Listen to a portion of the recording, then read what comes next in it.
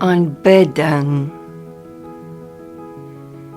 Sittend, starend na voor, op die rand van 'n bed, waar van vele, ter miljoene, die verstand gehul in ontelbare krisisvrae, denkend aan môre, dit wat waag, die bedreigende onsekerheid daarvan.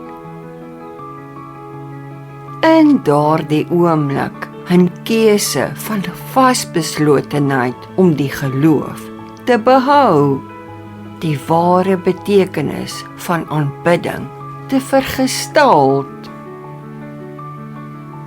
Aanbidding wat veel meer as hande oplig in 'n samekoms van gelowiges is, waar hallelujas, amens in oorvloed geuiter word.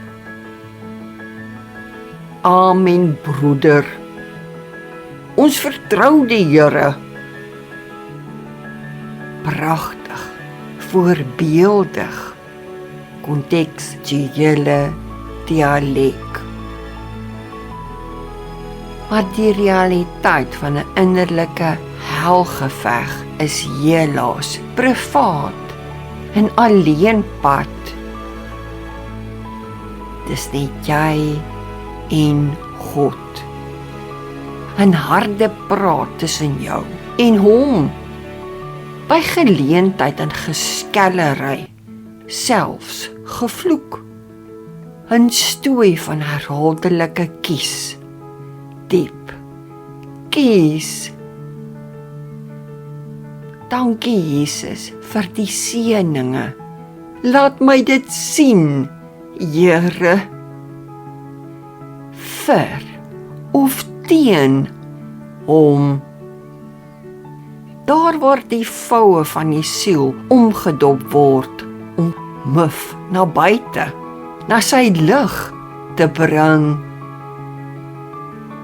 U is goed, Here, waarlik goed. Al voel ek dit nie, glo ek u woord, Here. Ootmoedig, vlees teen gees, sy gees. 'n oomblik van heilige aanbidding. Daar is die wat dink dat woede teen die heilige een voorbarig, uitplek, selfs boos is. But I beg to differ. Dis die realiteit, die ware wese van aardlinge. Is aanbidding nie die instandhouding van kommunikasie in watter vorm ook al nie. Hy is immers die enigste heenkome, toevlug vir die in woestyn, pyntye. Die enigste een wat werklik vertrou kan word met alles wat in die innerwese leef. Daar kan immers die rug op hom gedraai word, aanbidding op ander objekte, afgode gefokus word.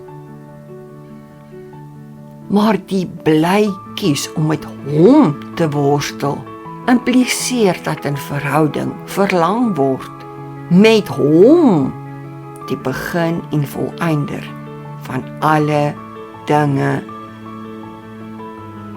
Dis doodmaklik om aanbidding te manifesteer in sonskyn-seisoene waar sorgvrye asems in lug verdamp, die gedagtes in breine sonder gevangenskap spoel, kinders lachend in die agtergrond rondhardloop, die gesondheid 'n groot regmerk op mediese uitslae toon, die bankrekening in bevredigende balans het, geen gif wat kinders ouers in are spuit, neus opgesnuif word nie. 'n wanhopige pa vir werksonderhoud na werksonderhoud opdaag met geen lig op die horison nie. Die lys eindeloos sonder stop. Hoe moet aanbidding in hierdie situasies manifesteer? Daar waar die lig nie skyn, alles in wanhoopigheid gedompel is nie. Om dan al sterrig te glo dat hy 'n weg sal maak waar daar nie 'n weg is nie.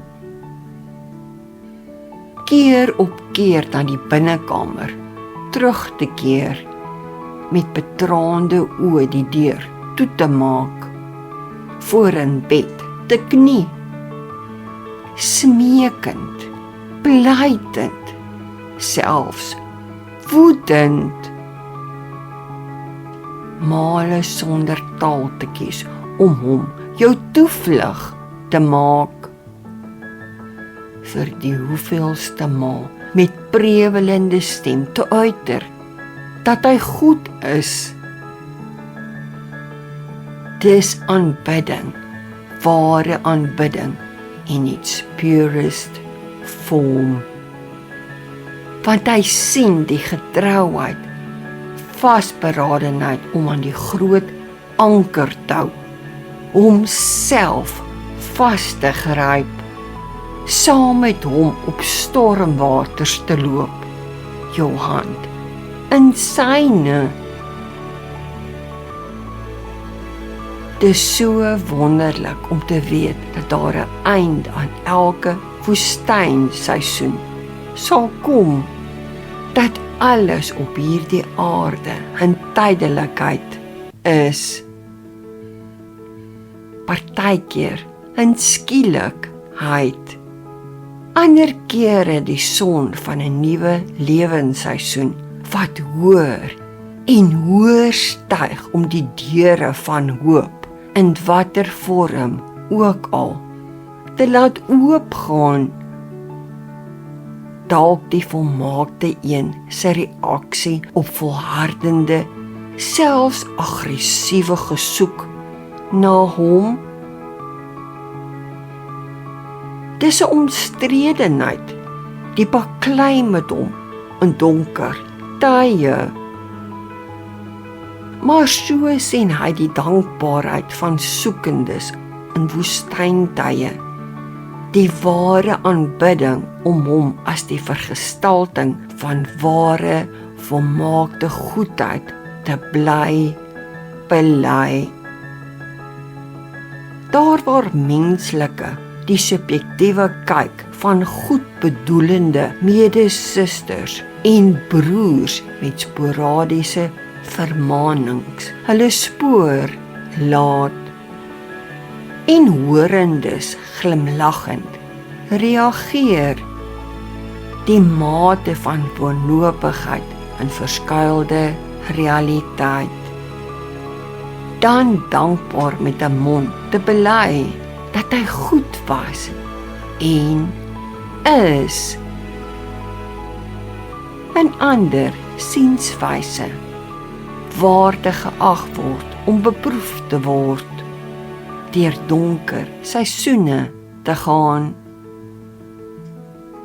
Want U is goed, Here, waarlik goed.